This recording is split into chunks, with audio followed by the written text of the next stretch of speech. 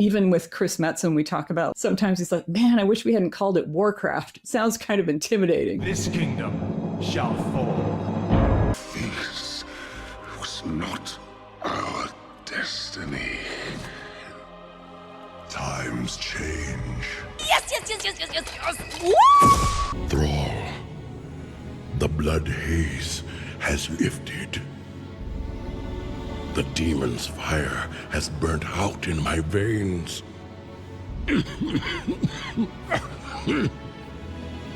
I have freed myself.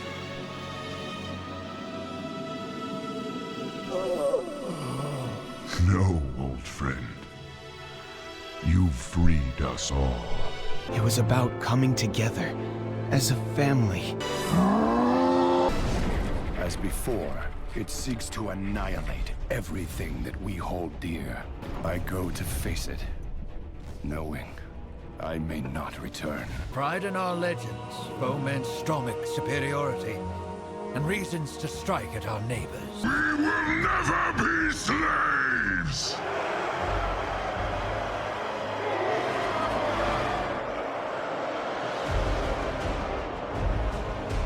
But we will be conquerors. Sounds kind of intimidating. You don't have to be a farmer to know when the milk has gone bad. The allure and swagger the Warcraft name used to hold is being exsanguinated before our eyes, with lackluster characters, marketing, and poor execution for in-game stories. It's weak and pathetic. And while I'm actually optimistic for World of Warcraft's future, when I hear stuff like this, on top of playing through the War Within and Midnight's leveling campaign, it gets to a point where enough is enough and we have to have an uncomfortable conversation. Let's talk about one of the few big problems plaguing modern WoW, both artistically and story-wise. Simply, World of Warcraft is afraid of itself. Hello, hello, hello, everybody. It's your boy Jmulls, and maybe we weren't prepared. Oh god, where do we even begin with this? Okay, so I want to establish a ground rule here. The quote that really sparked all this conversation came from a discussion that Holly Longdale and Ian Hazakostas had with the Game Business Show, where they were basically just shooting the breeze. And closer to the final portions of the show, Holly was talking about how they want World of Warcraft to appeal to even more people, and kind of going off that train of thinking. That's where she brought up what Chris Metzen allegedly said. I actually really like what she responded there afterwards with. Even with Chris Metzen, we talk about, sometimes he's like, man, I wish we hadn't called it Warcraft. It sounds kind of intimidating.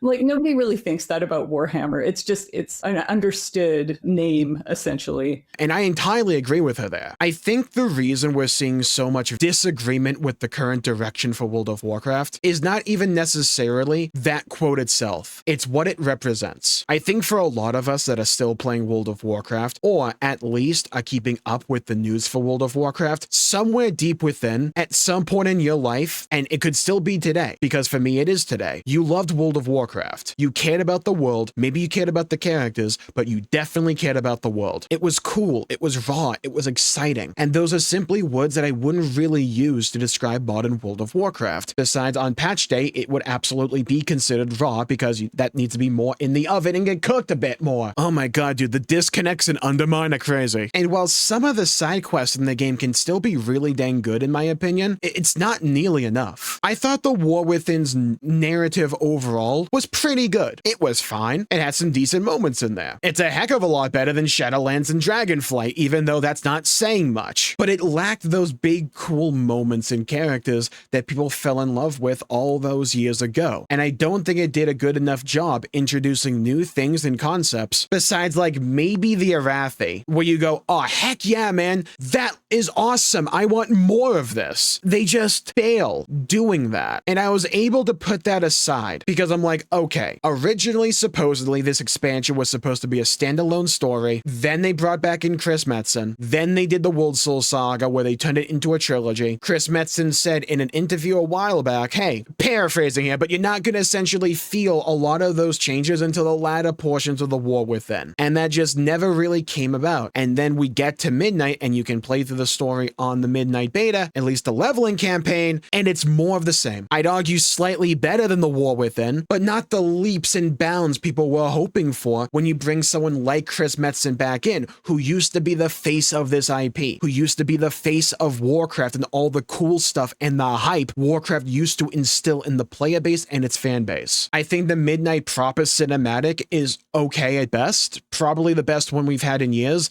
Again, that's not a high bar though. When it comes to terms of actually telling a story, I think the War Within one is better, but in terms of being cool for the expansion, Midnight's is probably the best we've had since BFA. Again, not a high bar though, and I don't think that necessarily makes it a success. I think in a lot of ways, Intercession, this cinematic, is a fine cinematic. The characters look a bit waxy, like they look like wax sculptures, and we can argue about things like the glowy eyes for the Blood Elves, but I want to focus simply on coolness and hype, and the feeling where this cinematic is supposed to make me want to play Midnight and find out more. I think it does an okay job at best at doing that. I don't think it's like terrible or anything, but I don't think it's like stellar. If Shadowlands and Dragonflight were here, and stuff like, let's say, the WoD cinematic, TBC, Wrath, Legion are like up here, I would say Midnight is like around here. It's better, don't get me wrong, especially when compared to this, but we still have a hell of a lot to go. And I think where a lot of the vitriol is coming from right now is it feels like they have an unwillingness to close this distance. They are content with mediocrity. They are content with whatever the heck this cinematic was. They are content with essentially this tone and feel. They are content with this type of humor, this type of marketing for the game. They simply don't feel as if they're willing, wanting, or even able to have something cool like this happen again, that just gravitates you towards the scene, grips your soul, and refuses to let go. They feel either incapable or they just don't want to do that again. And I don't know how else to put it. It feels like they're afraid of World of Warcraft. And then when you actually get in-game and they have the prime opportunity to do something cool and awesome and epic,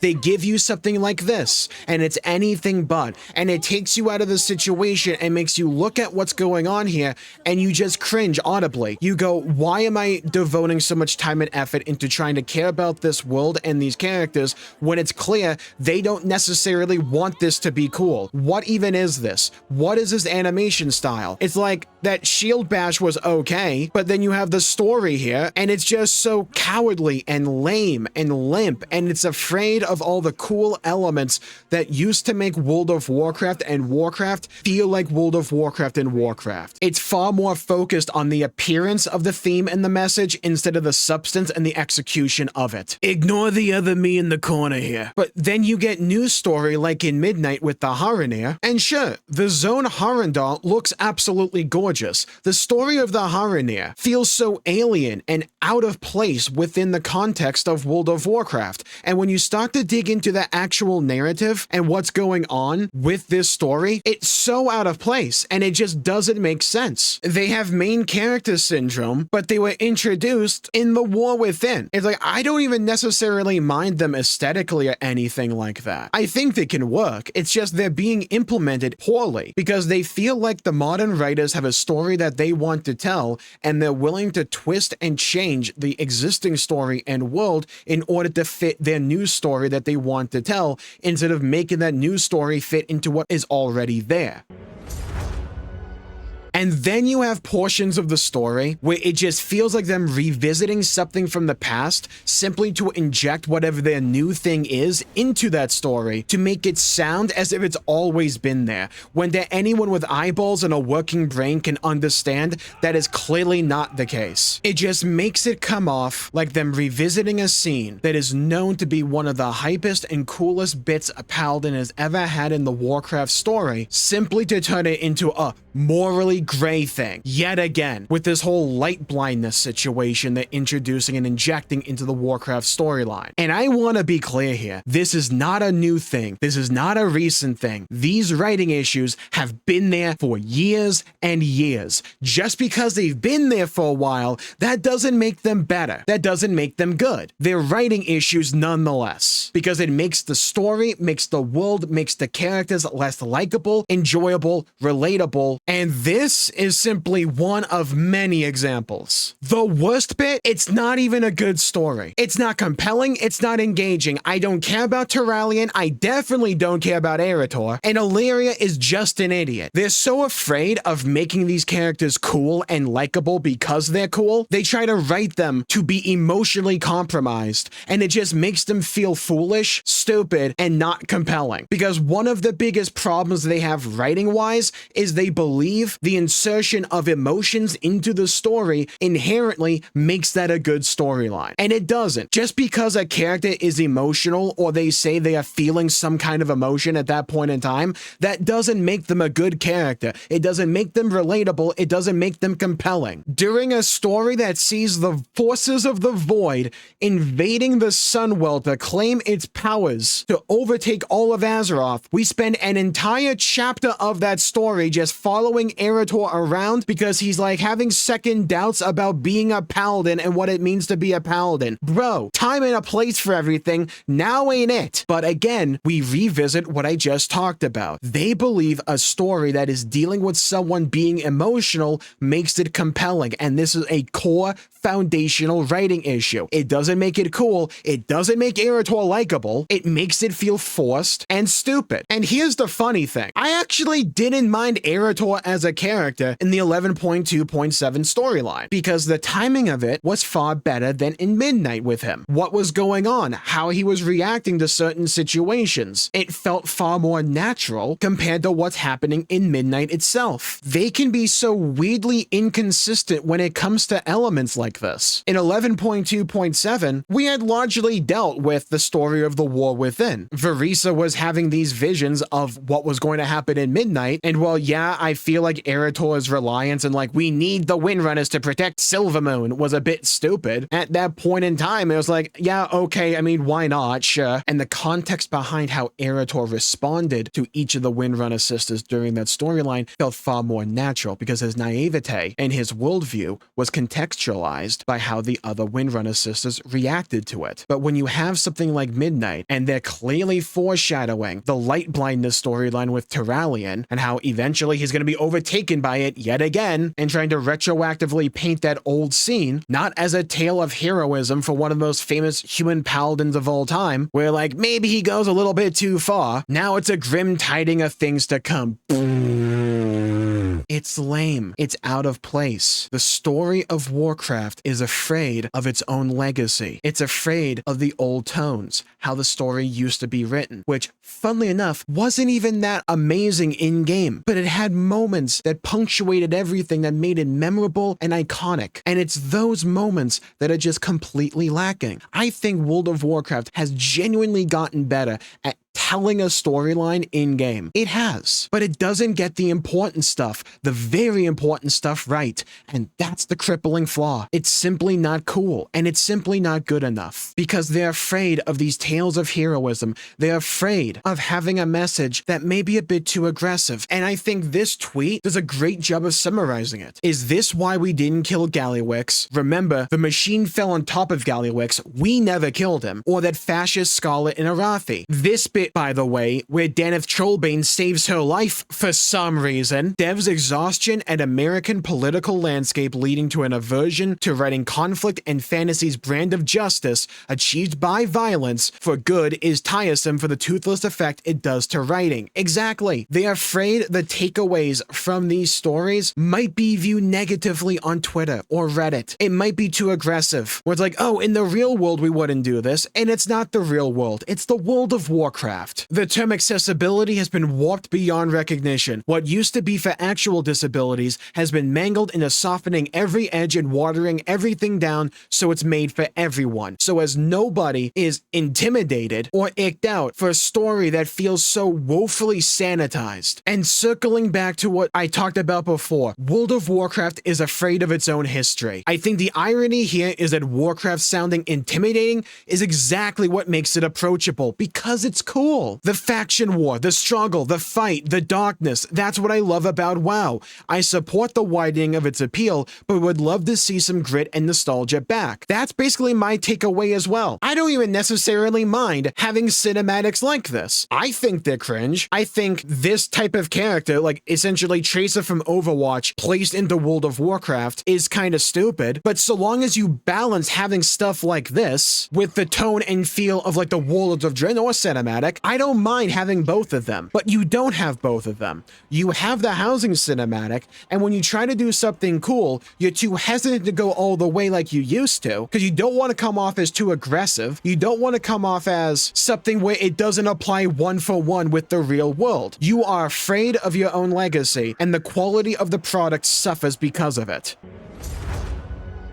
There's a lot that I'm looking forward to when it comes to Midnight. I'm glad they're expanding on delves and doing something like labyrinths, which are basically mega dungeons, but for delves. That sounds so dang cool. They could flub the execution of it, sure, but that can apply for like anything that gets announced. But conceptually, that's a great idea. I'm not a big fan of them like injecting more blue for the Blood Elf stuff, sure, but I still think like the zones in Midnight look absolutely gorgeous. But their writing is just far too safe. It's like, dude, Zulaman. I wouldn't even call the story they do in Zulaman bad or anything. I wouldn't. Genuinely, I wouldn't. But the moment you know the characters involved, you know the exact story that's being told there. Guys, you won't believe it. The Amani trolls and the Blood Elves, they don't like each other. However, we got this third faction, right? They're the Void. They're bad guys. They don't like anyone. We don't like them, and funnily enough, the Amani don't like them either. So because the enemy of my enemy is my friend, us, the champion, and Lady Liadrin go into Zulaman, where Lady Liadrin and the now leader of the Amani... hold on, I definitely have footage for this.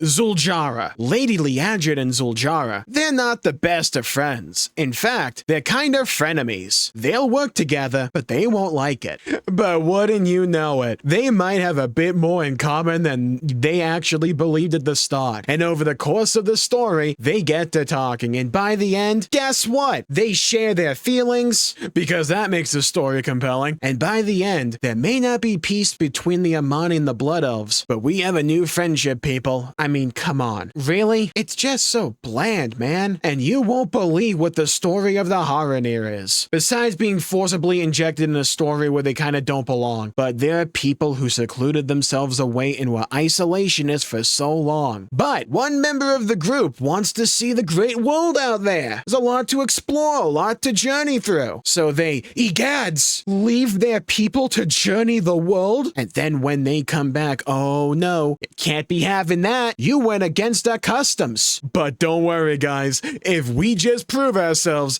well, I think everything's gonna be a-okay. And you won't believe it. The greater threat that is threatening the entire world, turns out they are a greater threat. And maybe it'll be able to force the people of the Haranir to not be as isolationist as they were before. You can see these stories and these plots a mile away. That is just how the story of Harandar goes. And there's a couple of cool bits in there, don't get me wrong, but man, the plot beats are so basic and vanilla. It's just bland, man.